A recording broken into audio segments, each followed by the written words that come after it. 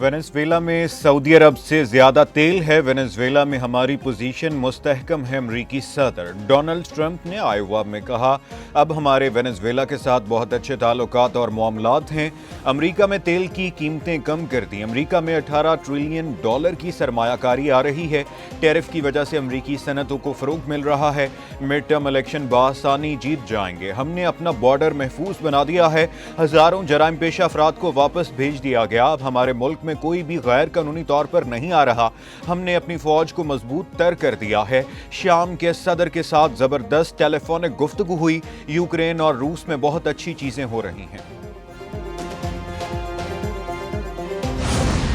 وفاقی حکومت کی وادی تیرا میں فوجی آپریشن کی تردید۔ وزیر دفاع خواجہ آصف کہتے ہیں، خیبر پختونخوا حکومت عوام کی توقعات پر پورا نہیں اتر رہی، اپنی ناکامی کا ملبہ فوج پر ڈالنا چاہتی ہے۔ صوبائی حکومت نے جرگے کے بعد نقل مکانی کا نوٹیفکیشن جاری کیا۔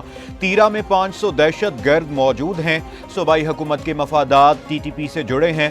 وزیر اطلاعات عطا اللہ طاہر نے کہا، ضلع خیبر کے عوام ہمیشہ سردیوں میں نقل مکانی کرتے ہیں۔ اختیار ولی بولے، تیرا کے معاملے سے وفاقی حکومت یا فوج کا کوئی تعلق نہیں۔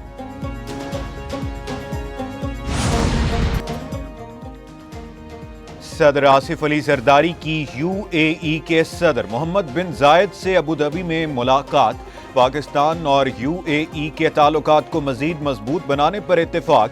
تجارت، سرمایہ کاری، توانائی اور انفراسٹرکچر میں تعاون بڑھانے پر گفتگو۔ علاقائی اور عالمی صورتحال پر بھی تبادلہ خیال۔ امن و استحکام کے عزم کا اعادہ۔ صدر نے محمد بن زائد کے دورہ پاکستان کو اہم قرار دیتے ہوئے تعاون کو سراہا۔ ملاقات میں آصفہ بھٹو، بلاول بھٹو اور محسن نقوی بھی شریک تھے۔ حکومتی ریلیف تجاویز پر IMF سے مذاکرات میں حتمی بات ہوگی۔ وزیر اعظم شہباز شریف اور MD IMF کی ملاقات میں تجاویز زیر غور آئیں۔ ذرائع کے مطابق وزیر اعظم کی وزراء کو جامع ورکنگ کی ہدایت۔ 2 ہفتے میں رپورٹ طلب۔ IMF اقتصادی جائزہ مشن آئندہ ماہ کے آخر یا مارچ میں پہنچے گا۔ رواں مالی سال سود ادائیگی کے لیے 7500 سے 7700 ارب روپے کا تخمینہ، 500 سے 600 ارب کا قرضوں پر سود ادائیگی میں بچت۔ وزیر اعظم شہباز شریف نے کابینہ کا اجلاس آج طلب کر لیا۔ وفاقی کابینہ کے اجلاس میں ملکی سیاسی اور امن و امان کی صورتحال زیر غور آئے گی۔ وزیر اعظم دورہ ڈیووس کے حوالے سے وفاقی کابینہ کو اعتماد میں لیں گے۔ وزیر اعظم امریکی صدر سمیت عالمی رہنماؤں سے ہونے والی ملاقاتوں سے متعلق بھی بریفنگ دیں گے۔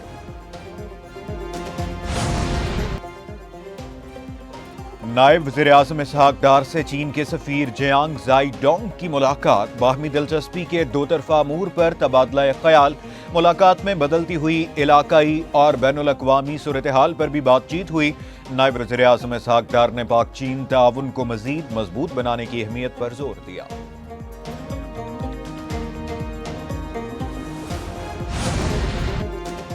پاکستان نے اقتصادی تعاون تنظیم کی چیئرمین شپ سنبھال لی۔ پاکستان 2026 اور 2027 کے لیے ECO کا چیئرمین بن گیا۔ پاکستانی سفیر مدثر ٹیپو کہتے ہیں، پاکستان بطور بانی رکن ECO کی روح اور اساس رہا ہے۔ پاکستان بطور چیئرمین ECO کو مزید مضبوط بنائے گا۔ ECO رکن ملکوں کا پاکستان کے چیئرمین شپ سنبھالنے کا خیر مقدم۔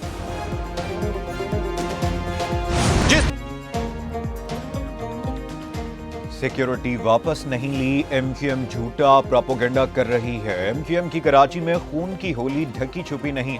ان لوگوں نے کراچی کا جو حشر کیا وہ کسی کو نہیں بھولا۔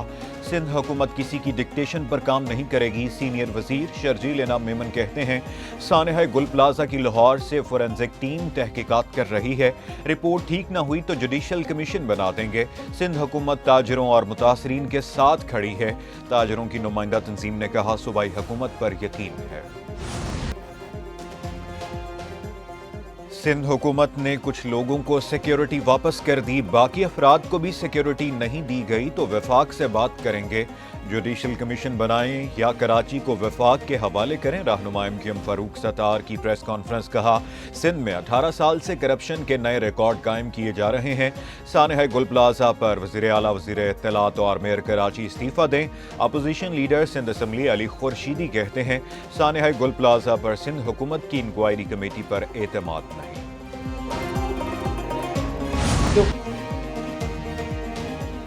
گل پلازا واقعے پر سندھ حکومت اور متاثرین کے ساتھ کھڑے ہیں۔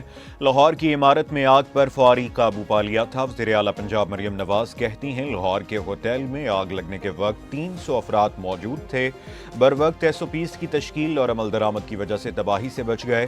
وزیر اعلیٰ کی زیر صدارت اجلاس آگ لگنے کے واقعات سے بچاؤ کے لیے اہم فیصلے۔ 9 ڈویژنز کے 1197 مقامات پر ہائیڈرنٹس نصب ہوں گے۔ بڑی عمارتوں میں اسموک ڈیٹیکٹر اور CCTV کیمرے لگانے کا حکم۔ خبریں تازہ ترین، تجزیے باکمال، ایک نیوز کی نشریات کے پورے 2 سال لمحہ بلمحہ کوریج کو معیار بنایا، ملکی حالات اور عالمی منظرنامہ دکھایا، تجربہ کار ٹیم اور جگہ جگہ نمائندگان، سیاست، حکومتی ایوان اور جنگ کے میدان، کھیل، ثقافت اور شوبز کا احوال، سماجی معاملات اور موسم کی صورتحال، عوامی مسائل ہوں یا مہنگائی کا رونا، ایک نیوز نے کور کیا ملک کا ہر کونا۔ جدید اسٹوڈیو، SMDs، ورچوئل والز، خبریں پیش کرنے کا جدید ترین انداز، ایک نیوز بنو۔ برف سے سفید ہوئیں چوٹیاں، سردی سے ٹھٹر گئیں وادیاں، ملکہ کوثر، مری اور گلیات میں آسمان سے برف کے سفید گالے گرتے رہے۔ کوئٹہ، مستونگ، کان، محترزئی اور چمن میں بھی برف کی سفید چادر بچھ گئی۔ آزاد کشمیر وادی نیلم، سدھن، گلی وار، گنگا چوٹی میں برف باری۔ نانگا پربت اور بابوسر ٹاپ پر 10 فٹ سے زائد برف پڑ چکی۔ لاہور سمیت پنجاب کے مختلف علاقوں میں بادلوں کا راج۔ برفانی طوفان بھی سیکیورٹی فورسز کے پیشہ ورانہ عزم کو متزلزل نہ کر سکے۔ شدید برفانی طوفان کے باوجود پاک افغان بارڈر پر پاکستانی فورسز الرٹ۔ پاک افغان سرحد پر شدید برفباری اور منفی درجہ حرارت۔ پاک فوج اور فرنٹیئر کور بلوچستان نارتھ کے جوان پوری طرح مستعد۔ سیکیورٹی فورسز مؤثر نگرانی کے ذریعے کسی بھی دراندازی یا غیر قانونی سرگرمی کو روکنے کے لیے ہر وقت تیار۔ پاک فوج اور FC بلوچستان نارتھ کی قربانیاں قوم کے امن و سلامتی کی ضمانت۔ قوم کا اپنے محافظوں کے عزم، حوصلے اور قربانیوں کو سلام۔ امریکہ اور کینیڈا میں شدید سردی کی لہر، برف کا طوفان بن گیا خوفناک قہر۔ امریکہ میں برفانی طوفان کے باعث حادثات میں اموات کی تعداد 30 ہو گئی۔ ملک کا 2/3 حصہ شدید سردی کی لپیٹ میں آ چکا۔ معمولات زندگی منجمد، 44 ریاستوں کی 20 کروڑ آبادی کے لیے شدید ترین سردی کی وارننگ۔ کینیڈا میں بھی برفانی طوفان کے باعث نظام زندگی مفلوج۔ ٹورنٹو اور انٹاریو کے جنوبی علاقوں میں 22 انچ تک برف باری ریکارڈ کی گئی۔